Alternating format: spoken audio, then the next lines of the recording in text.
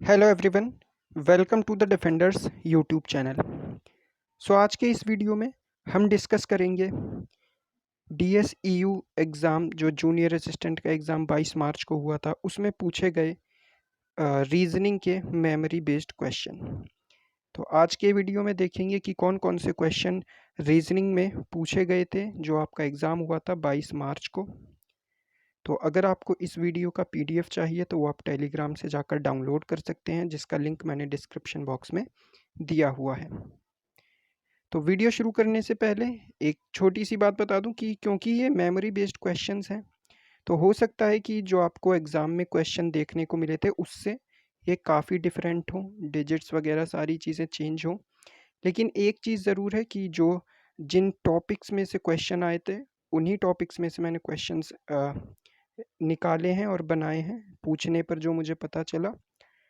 तो बेसिकली जो डिजिट्स हैं तो वो थोड़े से चेंज आपको देखने को मिल सकते हैं, लेकिन जो कंसेप्ट यूज़ हुआ होगा, जो टॉपिक से क्वेश्चन आए थे, वो उसी तरह के दिए हुए हैं। क्योंकि मैथ्स और रीजनिंग में डिजिट्स याद रखना अपने आप में बहुत मुश्किल होता है।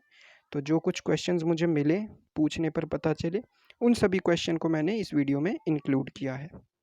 तो आज की वीडियो होगी रीजनिंग के क्वेश्चन पर बेस्ड, जो कि पिछले एग्ज़ाम में आपसे पूछे गए थे। तो उसको स्टार्ट करते हैं।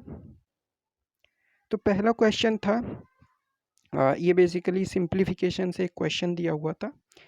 इसमें साइन चेंज करने के लिए उन्होंने बोला था कि if multiply is interchange with divide, यानी कि अगर जहाँ पर डिवाइड लिखा है वहाँ मल्टीप्लाई लिख दें, जहाँ मल्टीप्लाई है वहाँ पर डिवाइड लिख दें। तो इसका आंसर क्या आएगा ये आपको बताना था।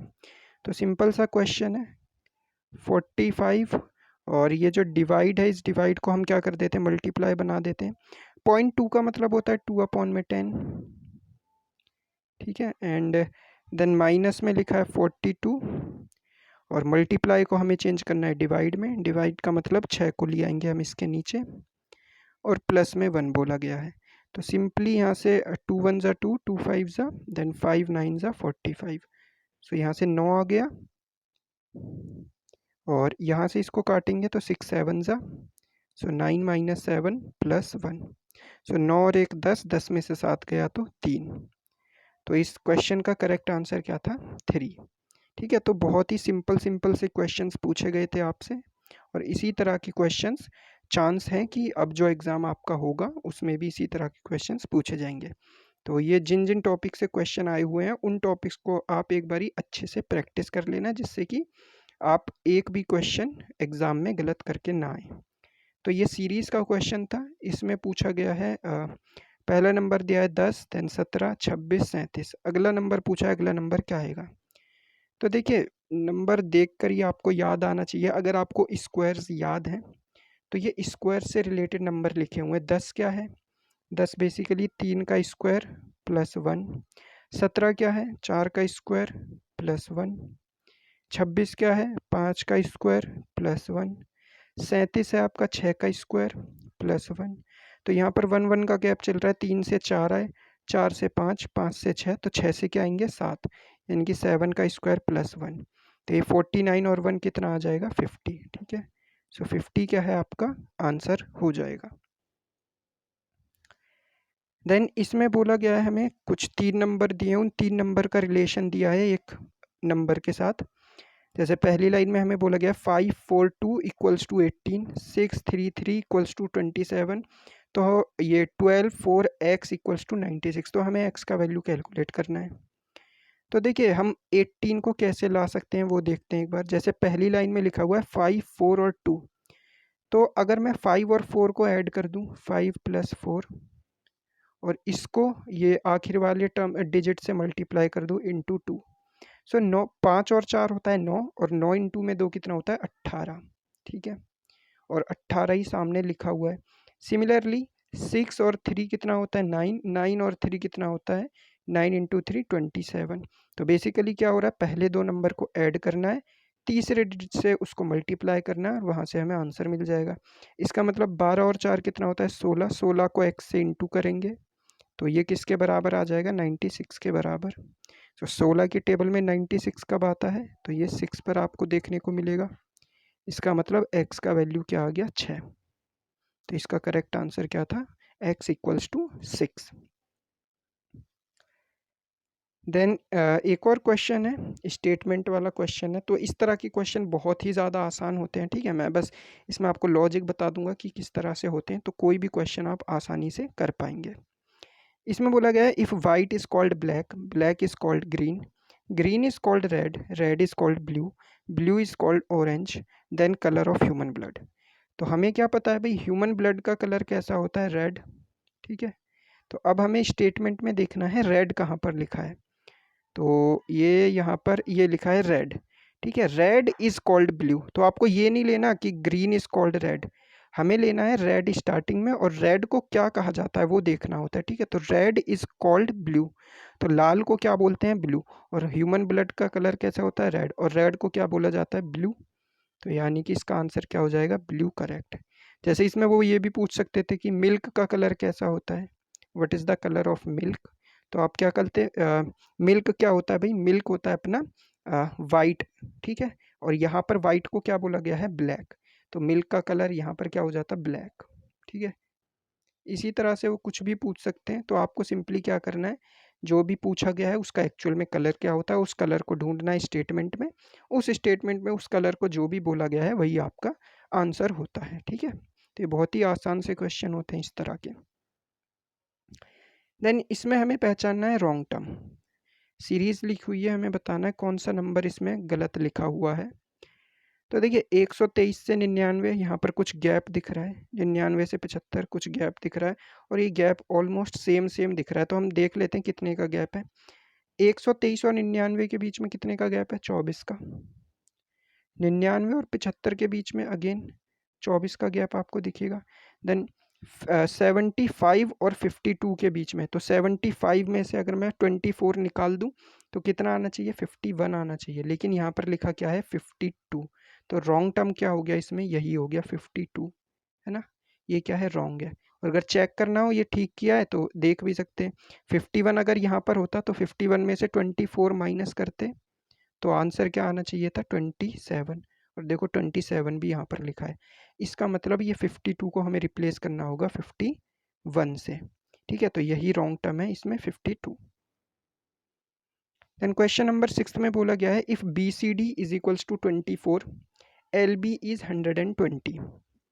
तो देखिए बी सी डी का वैल्यू दिया है 24 और एल बी ई दिया है 120। तो पहले जब कभी भी आपको इस तरह का कोडिंग डिकोडिंग का क्वेश्चन मिले तो सिंपली इनके क्या करना होता है आपको, इनका नंबर लिख लेना होता है कि कौन से नंबर पर ये आते हैं। जैसे बी सी डी, सो ये 2 पर आता है, ये 3 पर आता है, ये 4 पर आता है, और ये बराबर लिखा है 24। तो अगर मैं 2 को इंटू कर देता हूँ 3 से, 3 को इंटू कर देता हूँ 4 से, तो 2 3 ज़ा 6, 6 4 ज़ा 24, 24 मिल गया। चेक कर लेते हैं क्या यही रिलेशन इसमें भी है। सो एल बी ई दिया हुआ है, एल बी ई, सो ये 12 पर होता है, ये 2 पर होता है, ये 5 पर होता है, ठीक है। तो 5 दूनी 10 और 10 गुणा 12 कितना होता है, 120, ठीक है। तो यही रिलेशन इसमें दिया हुआ है। बेसिकली ये जो अल्फ़ाबेट हैं ये जिस नंबर पर आते हैं उनको मल्टीप्लाई करके लिखा गया है। तो ए जेड डी, तो ए का वैल्यू होता है 1, जेड का होता है 26 और डी का वैल्यू होता है 4। तो ये सिंपली हो जाएगा 26 इंटू 4 कितना आ जाएगा, तो ये आ जाएगा आपका 52 और 102, ठीक है। सो ये करेक्ट आंसर हो जाएगा अपना 104। जब 26 को हम 4 से इंटू करेंगे तो आंसर क्या आएगा, 104। तो ए जेड डी का वैल्यू क्या हो जाएगा, 104, ठीक है। तो ये इसका करेक्ट आंसर था। एक सिलॉग से क्वेश्चन भी आया था, तो देख लेते हैं क्या बोला गया है। ऑल बैट्स आर बॉल्स, यानी कि सभी के सभी बैट क्या हैं, बॉल हैं। So all bats are balls, यानी कि सभी क्या हैं, बैट्स बॉल्स के अंदर आते हैं। फिर बोला है ऑल बॉल्स आर बकेट, तो सभी के सभी बॉल्स क्या हैं, बकेट हैं। तो ये भी लिख लेते हैं बकेट, ठीक है। देन कंक्लूजन दिया है सम बकेट्स आर बैट्स, क्या कुछ बकेट बैट हैं। तो बिल्कुल भाई पूरे बकेट के अंदर ये आप देख सकते हैं बैट आ रहे हैं, ठीक है। तो क्योंकि सारे के सारे बैट क्या हैं, बकेट के अंदर हैं, इसलिए कुछ बकेट क्या हैं, बैट हैं। ये देख सकते हैं आप ये वाला पोर्शन, ठीक है। तो बिल्कुल ठीक है, ये तो पहला कंक्लूजन। देन दूसरा देखते हैं सम बकेट्स आर बॉल्स। तो बकेट्स ये रहा, बॉल्स ये रहा। अगेन बकेट के अंदर बॉल्स आ रही हैं, सारी की सारी बॉल्स बकेट्स हैं। तो इसका मतलब क्या है, कुछ बकेट जो हैं वो बॉल्स हैं। तो ये भी बिल्कुल सही हो गया, सम बकेट्स आर बॉल्स, यानी कि दोनों के दोनों स्टेटमेंट क्या हो गए, करेक्ट हो गए। तो आंसर क्या हो जाएगा, बोथ द कंक्लूजन फॉलो, है ना, 1 और 2 both the conclusion follows. Then question number 8 में अकॉर्डिंग टू डिक्शनरी ये अरेंज करना था इनको। तो देख लेते हैं कैसे अरेंज किया जा सकता है। तो देखिए सभी वर्ड पी से स्टार्ट हो रहे हैं, तो अगला वर्ड देखते हैं। अगला अल्फ़ाबेट है एल, सभी में एल आ रहा है, तो अगला दोबारा देखते हैं। एल के बाद है ए, सभी में ए दिख रहा है हमें आता हुआ, ठीक है। तो अगेन हमें अगला अल्फ़ाबेट देखना पड़ेगा। तो ए के बाद यहाँ पर है एन, यहाँ पर है सी, यहाँ पर है टी। तो सबसे पहले क्या आता है, सी आता है, यानी कि प्लेस, प्लेस सबसे पहले आ जाएगा, यानी कि 2 नंबर सबसे पहले आएगा। देन सी के बाद अगर मैं देखता हूँ तो एन मुझे मिलता है उसके बाद, तो 2 के बाद आ जाएगा एक प्लांट। एन के बाद मुझे टी देखने को मिलता है अल्फ़ाबेट्स में, तो ये आ जाएगा 3 नंबर यहाँ पर। देन वाई सबसे आखिर में दिखता है, तो ये आ जाएगा 4 नंबर यहाँ पर, ठीक है। तो करेक्ट ऑर्डर क्या हो जाएगा, 2 1 3 4, ठीक है। तो 2 1 3 4 क्या है अपना करेक्ट आंसर हो जाएगा। ये ब्लड रिलेशन से एक क्वेश्चन था, तो इसमें बोला गया if A is the son of B, तो ड्रॉ कर लेते हैं। ए क्या है, सन है, तो इसको स्क्वायर ब्रैकेट में बंद कर देते हैं, ठीक है। सॉरी, स्क्वायर के अंदर ब्रैकेट, स्क्वायर के अंदर बंद कर देते हैं इस ए को। ए किसका सन है, बी का, तो बी क्या है, फादर या मदर कुछ भी हो सकता है ए का, ठीक है। उसके बाद बोला C is the grandson of D, ठीक है, इससे ज़्यादा कुछ हिंट नहीं मिला हमें। B and D are husband wife, तो बी और डी क्या है, हस्बैंड वाइफ है, हस्बैंड वाइफ। तो बी और डी क्या है, मिल गए हमें, हस्बैंड और वाइफ मिल गए। एंड इन्होंने बोला है सी क्या है, ग्रैंड सन ऑफ डी, यानी कि डी का ग्रैंड सन कौन है, सी। तो डेफिनेटली इसका बेटा होगा सी, ग्रैंड सन की बात की गई है तो, ठीक है। तो सी कौन हो गया, ए का बेटा होगा। ये दोनों हस्बैंड वाइफ हैं, ठीक। तो इन्होंने हमसे पूछा है who is the father of C, तो सी के फादर कौन है, तो सी के फादर ए हैं, तो ए क्या हो जाएगा, करेक्ट आंसर हो जाएगा अपना, ठीक है। ये एक पेयर था। यहाँ पर इसके इनकी वाइफ के बारे में कुछ नहीं बताया, सिंपली हमें क्या बताना था, सी के फादर कौन है, तो सी के फादर हैं ए, ठीक है। तो बड़ा ही सिंपल सा क्वेश्चन था ये ब्लड रिलेशन का, ठीक है। इससे इसी लेवल के, इससे थोड़ा सा लेवल आपको हाई दिख सकता है अपने एग्जाम में, ठीक है। ये तो ब्लड रिलेशन का बिल्कुल ही सिंपल सा क्वेश्चन था, कोई भी आसानी से कर सकता था, ठीक। देन फिर ये आ जाता है रैंकिंग का क्वेश्चन। इसमें बोला है if Radha is 10th from left and and Rohan is 7th from right and. तो यहाँ से 7th पोजीशन पर कौन है, 10th पोजीशन पर, ओके, राधा 10th है लेफ्ट से, ठीक है, 10th पोजीशन पर है लेफ्ट से, यानी कि राधा के आगे कितने लोग होंगे, 9 लोग। एंड बोला गया है Rohan is 7th from right and, Rohan कहाँ पर है, 7th फ्रॉम राइट एंड, यानी कि यहाँ पर 6 लोग होंगे रोहन के पीछे। If they interchange their position, यानी कि राधा यहाँ पर आ जाती है, रोहन यहाँ पर आ जाता है। तो इन्होंने बोला है Radha becomes 13th from the left and, यानी कि जब राधा यहाँ से यहाँ पर जाएगी तो इस पोजीशन का वैल्यू क्या हो जाएगा, 13th, ठीक है, 13th फ्रॉम लेफ्ट एंड, यानी कि इस वाले एंड से 13th पोजीशन हो गया इस पर्टिकुलर पोजीशन का। अब क्योंकि इस पर्टिकुलर पोजीशन के हमें दोनों रैंक्स पता चल चुके हैं, लेफ्ट से भी और राइट से भी, तो राइट से ये कौन से पोजीशन पर था, 7 पोजीशन पर, और लेफ्ट से जब इन्होंने इंटरचेंज किया तो राधा की पोजीशन 13th हो गई, यानी कि लेफ्ट से ये पोजीशन क्या है, 13th है। तो हमें निकालने total number of person in the row, तो बहुत ही आसान है, इसका एक फॉर्मूला आपने पढ़ा होगा। फॉर्मूला ये होता है कि किसी भी पोजीशन की अगर हमें लेफ्ट और राइट दोनों एंड से वैल्यू पता चल जाती है तो उन दोनों को ऐड करके 1 माइनस कर देते हैं, यानी कि क्या, लेफ्ट से किसी भी पोजीशन पता चल जाए लेफ्ट से, और राइट से उसी पोजीशन की पता चल जाए, और उसमें से अगर हम 1 माइनस कर दें तो ये क्या बन जाता है, फॉर्मूला। तो इस वाले पोजीशन की हमें लेफ्ट और राइट दोनों से जगह पता चल चुकी है, लेफ्ट से ये 13th पर है और राइट से ये 7th पर है, तो रख देते हैं 13 + 7 - 1, तो ये क्या आ जाएगा, 19, ठीक है। यानी कि इस रो में कितने टोटल लोग थे, तो 19 पर्सन इस पूरी की पूरी रो में शामिल थे, ठीक है। यही हमसे पूछा गया था, total number of person in the row. तो ये फॉर्मूला इंपॉर्टेंट है, आपको याद रखना है, L+R-1, ठीक है। तो हम चलते हैं अपने नेक्स्ट क्वेश्चन की ओर। इसमें बोला गया if bound is written as OBTDN codes will be written as. तो देख लेते हैं बाउंड, बाउंड को लिखा गया है OBTDN, ठीक है, OBTDN। तो अगर मैं देखूं तो देखिए ओ, ये BO से स्टार्ट था तो ये OB से कर दिया, यानी कि जो अल्फ़ाबेट है उनकी पोजीशन चेंज कर दी, इंटरचेंज कर दिया पहली दूसरी पोजीशन को, ठीक है। और ये जो आखिर वाले इनकी भी पोजीशन चेंज कर दी, ये ND था तो यहाँ पर DN कर दिया। और बीच वाले का क्या हो रहा है, देखिए यहाँ पर U था, U का आपको नंबर पता होगा 21 पर होता है और T कितने पर होता है, 20 पर। तो बीच वाले का क्या कर दिया, -1 कर दिया, ठीक है। तो स्टार्टिंग के दो आखिर के दो के इंटरचेंज कर दिया और बीच वाला जो अपना अल्फ़ाबेट था उसमें -1 कर दिया। तो हमें बताना है कोड्स का, कोड्स कैसे लिखा जाएगा, उस जो जो आपकी कोडिंग है उसमें कोड्स को किस तरह से लिखा जाएगा। तो देखिए सिंपल है, सी लिखा हुआ है तो सी और ओ की पोजीशन हमें चेंज करनी होगी, तो ये हो जाएगा ओ और ये हो जाएगा अपना सी, ठीक है। और डी बीच में आ रहा है तो डी से एक पहले क्या आता है, सी, एक माइनस कर दिया। और ई और एस को चेंज कर देते हैं तो ये हो जाएगा एस और ई। तो ये क्या हो जाएगा, करेक्ट हो जाएगा।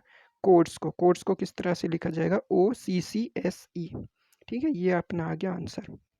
तो अभी तक आपने देख लिया होगा कि कोडिंग डिकोडिंग से बहुत सारे क्वेश्चंस आए हुए हैं, ठीक है। ऑलमोस्ट 6 से 7 क्वेश्चन, यानी कि आप बोल सकते हैं कि लगभग 33% पेपर आपका रीजनिंग का कोडिंग डिकोडिंग से है। तो आपको कोडिंग डिकोडिंग अच्छे से तैयार कर लेना है, उनके सभी वैल्यूज़, जो अल्फ़ाबेट के वैल्यूज़ होते हैं और जो रिवर्स नंबर्स होते हैं, रिवर्स अल्फ़ाबेट भी आपको हर एक के याद होने चाहिए, तभी आप इन क्वेश्चंस को बड़ी आसानी से और जल्दी से कर पाएंगे, ठीक है। इसमें बताना हमें फाइंड ऑड वन, तो ये भी कोडिंग डिकोडिंग से रिलेटेड ही है, ठीक है। तो ऑड वन निकालना है, तो देख लेते हैं इसमें ऑड वन हम कैसे निकाल सकते हैं। तो अगर मैं यहाँ से देखूँ, जैसे ये लिखा है MN और यहाँ पर लिखा है PR, ठीक है। अगर मैं यहाँ पर देखता हूँ, यहाँ से देखते हैं एक बारी, जैसे ये ऑप्शन नंबर 2 से EF देन G, यहाँ पर नहीं लिखा हुआ G, देन HIJ। तो EF लिखा हुआ है, G गायब कर दिया, G के बाद आता है H के बाद आता है I, तो I गायब कर दिया, देन J लिख दिया, ठीक है। क्या किया है, EF एज इट इज़ था बीच में, देन F के बाद आता है G, तो G नहीं लिखा बल्कि उनके आगे G के आगे वाला नंबर लिख दिया H, देन H के बाद क्या आता है I, तो I ना लिख कर I के बाद वाला नंबर होता है J, तो J लिख दिया। सिमिलरली यहाँ पर भी देखिए D के बाद आता है E, तो E की जगह लिख दिया F के बाद आता है G, तो G की जगह लिख दिया यहाँ पर H। यहाँ पर भी वही है, देखिए जैसे कि यहाँ पर लिखा है अपने OP, P के बाद अपना क्या आता है भाई, P के बाद मिलता है अपने को Q और Q के बाद मिलता है R, तो ये तो डायरेक्टली दिख गया ना। ये देखिए O के बाद P के बाद Q के बाद R। तो इसमें तो कोई भी एक नंबर को छोड़ा नहीं गया, कोई भी एक अल्फ़ाबेट को छोड़ा नहीं गया, बल्कि इन सभी में छोड़ा गया। जैसे N के बाद आता है O, और तो O को छोड़ दिया और P लिख दिया, देन P के बाद आता है Q, तो Q को छोड़ दिया और R लिख दिया। तो इस वाले ऑप्शन में, इसमें और इसमें, यानी कि A, B और D में तो ये एक जैसे रूल को फॉलो कर रहे हैं, जबकि जो ऑप्शन नंबर C है इसमें चारों अल्फ़ाबेट्स कंसेक्यूटिव हैं, ठीक है, OPQR, ठीक है। तो इसमें बीच वाला जो अल्फ़ाबेट है उनको गायब नहीं किया गया है, ठीक है। तो ये क्या हो गया, अपना ऑड वन आउट हो गया 12th क्वेश्चन में। देन अगेन कोडिंग डिकोडिंग से एक क्वेश्चन है। इसमें बोला गया है, अगर मैं यहाँ से देखूँ तो AB, देन यहाँ पर CD, देन उसके बाद आता है EF, देन GH, यहाँ पर दिया है IJ, देन KL, तो यहाँ पर आएगा MN और OP, ठीक है। MN लिख दिया एक का गैप देकर, देन OP लिख दिया, O को बाद में और P को यहाँ पर, ठीक है। तो ये वाले चार क्या हो जाएंगे, अपने आंसर हो जाएगा, यानी कि इसका अगला वर्ड क्या होगा, MPNO, ठीक है। AB ऐसे लिखा बीच में एक गैप छोड़कर, देन CD उसके बाद एक C को बाद में और D को बीच में, उसी तरह से EF GH, तो IJ KL, उसी तरह से MN और OP। तो ये क्या हो जाएगा अपना correct answer. Then question number 14 में अगले 2 टर्म्स बताने, यहाँ पर क्या आएगा? तो ये लिखा है BCEHL। तो देखिए बी आता है 2 पर, सी आता है 3 पर, ई आता है 5 पर, एच आता है 8 पर, एल आता है 12 पर।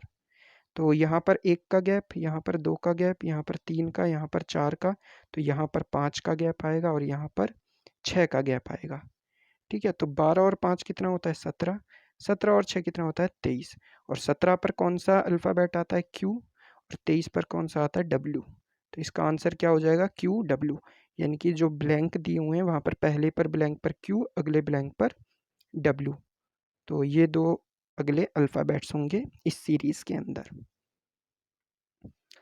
यहाँ पर बोला गया there are 5 persons A B C D E if A is behind C.